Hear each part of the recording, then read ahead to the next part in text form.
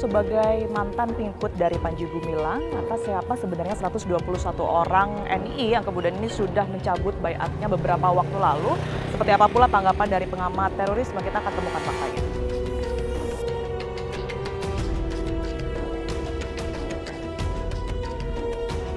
Ya, di sebelah saya sudah ada pengamat terorisme Al Haidar. Bang Haidar, apa kabar? Alhamdulillah, baik. Alhamdulillah baik. Kemarin sudah kita ketahui sama-sama ya Bang ya, 121 orang yang kemudian ini mencabut baiatnya. 121 orang ini siapa sebenarnya? Ya, yang 121 orang ini sebenarnya Lasmin dan kawan-kawan itu, ya saya kenal mereka. Dan mereka itu adalah orang-orang yang sudah mantan dari NI, sudah lama keluar dari NI. Mantan dari NI bisa disebut sebagai pengikutnya Panji Gumilang? Ya, dulunya pengikut Panji Gumilang memang mereka. Jadi mereka dulunya adalah pejabat-pejabat, bahkan ya mas'ul di tingkat Musa, di tingkat Ibrahim gitu. Ada juga yang di tingkat Soleh juga ada. Artinya di tingkat desa, tingkat kecamatan, dan di tingkat kabupaten. Jadi ya boleh dikatakan itu adalah jamaah menengah ya.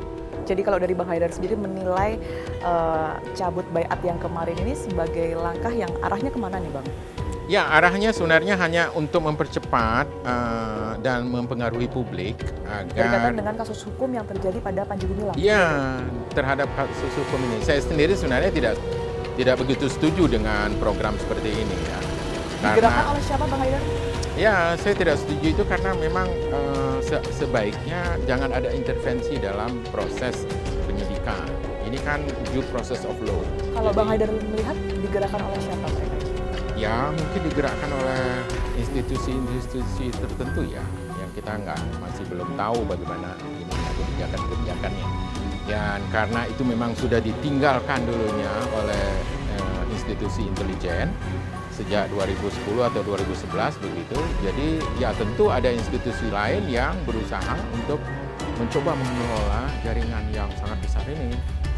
Karena tentunya itu pasti punya banyak arti ya, punya banyak manfaat yang mungkin diharapkan bisa dikelola oleh pengelola baru, institusi negara. Dan saya kira memang ya ada pertimbangan tertentu lah dari institusi tersebut agar nantinya kelompok-kelompok apostasi ataupun aliran sesat ini kemudian bisa di-framing untuk menderadikalisasi kelompok-kelompok radikal. Oke. Angka 121 ini pemetaannya seperti apa Bang Haidar? Mereka terpusat di mana sebenarnya? Mereka adanya di daerah-daerah Jawa Tengah, Jawa Timur, Jawa Barat, ya. Ada beberapa yang dari Lampung juga, dan saya kira memang ini digerakkan oleh teman-teman yang kemudian merasa bahwa perlu memberikan social support terhadap penyidikan kasus Panji Gumilang yang sedang dilakukan oleh polisi. Tapi menurut saya sih sebenarnya biarkan polisi bekerja. Karena ini kan due process of law kan, jadi jangan ada intervensi politik sebaiknya ya. Kalau ini dilakukan, kalau misalnya cabut baiat dan sebagainya, itu sebenarnya kan itu sangat simbolik artinya. Tidak memiliki pengaruh apa-apa. Dan apakah orang yang sudah cabut baiat itu mau nggak nanti diproteksi oleh negara? Kalau negara kemudian setelah menerima mereka mencabut baiat, apakah negara kemudian memiliki program?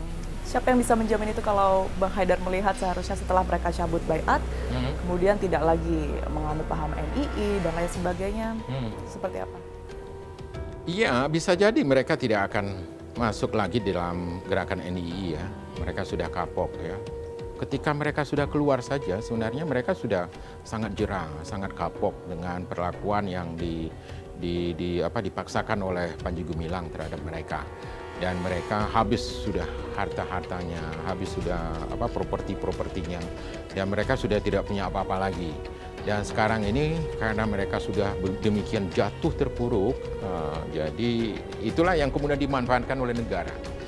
Dan kemudian negara mencoba menggalang mereka untuk bisa mempengaruhi proses penyidikan terhadap Panji Gumilang. Yang menurut saya sih kegiatan ini tidak perlu ya. Dan kelihatannya kalau ini terlalu politis juga, itu juga akan membuat publik bertanya-tanya gitu. Kalau sudah cabut baiat kemudian apa gitu. Dan apakah karena selama ini kan yang namanya penyidikan terhadap kasus makar dari Panji Gumilang ini sebenarnya tidak bisa diproses karena yang dilakukan oleh Panji Gumilang ini adalah melakukan penggalangan dan menghimpun orang-orang yang masih punya keinginan untuk mendirikan negara Islam dan juga khilafah di dalam satu wadah namanya NII KW 9 ini. Nah, kemudian mereka dihisap habis-habisan, diambil, diporotilah semua harta mereka, properti mereka, dan kemudian mereka jera hanya dalam beberapa tahun. Ada juga yang masih bertahan sampai puluhan tahun ya, 20-30 tahun. Tapi kebanyakan dari mereka itu sudah sangat jera, sudah sangat kapok. Yang masih bertahan itu kenapa ya, Bang? Mereka yang masih bertahan itu masih menganggap bahwa masih percaya ya, bahwa memang betul-betul masih mempercayai atau mereka takut kalau Bang Haidar lihat? Ya mereka masih percaya. Atau ya kalaupun takut kepada fatwa-fatwa yang diberikan oleh, boleh dikatakan oleh Panji Gumilang sendiri. Dan Panji Gumilang kan sudah 3 kali menyatakan bahwa sekalipun sudah dalam proses hukum ya, dipidana. Sekalipun sudah masuk dalam penjara ya, tapi pengaruh-pengaruh doktrinnya, pembelaan-pembelaan yang dilakukan oleh jajaran Panji Gumilang ini masih sangat kuat. Karena memang dia di backup oleh institusi intelijen yang sangat besar, walaupun itu hanya oknum-oknumnya saja, karena secara institusional sudah tidak ada koordinasi lagi.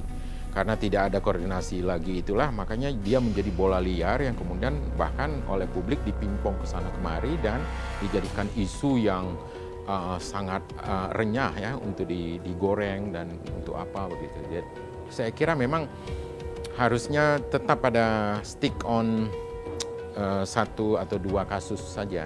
121 info dari BNPT ini kan masih ada jutaan anggota NII begitu ya Bang ya. Apa Ya, yang jutaan. perlu disoroti dengan adanya hal ini? 121 sudah mencabut baiat begitu ya, sementara kita masih banyak PR sebenarnya. Seperti apa Bang Haidar? Iya, kalaupun harus dicabut baiat dari jutaan umat itu, ya, saya kira memang tidak juga berimplikasi apapun ya. Dan saya kira yang paling penting yang harus dilakukan oleh pemerintah adalah memutus jaringan ini dan kemudian mengambil alih jaringan ini, ya katakanlah oleh Departemen Agama, dan kemudian mereka tidak lagi dibolehkan untuk mengirimkan infak zakat mereka kepada Al Zaitun itu. Jadi yang harus dilakukan pemerintah adalah mengambil alih secepatnya. Mengambil alih secepatnya dan supaya jaringan ini juga tidak hidup lagi. Dan doktrin-doktrinnya itu tidak lagi berkembang. Terima kasih banyak Bang Haidar atas penjelasannya. Meski dianggap sudah selesai bertahun-tahun yang lalu, nyatanya NII masih hidup di tengah masyarakat.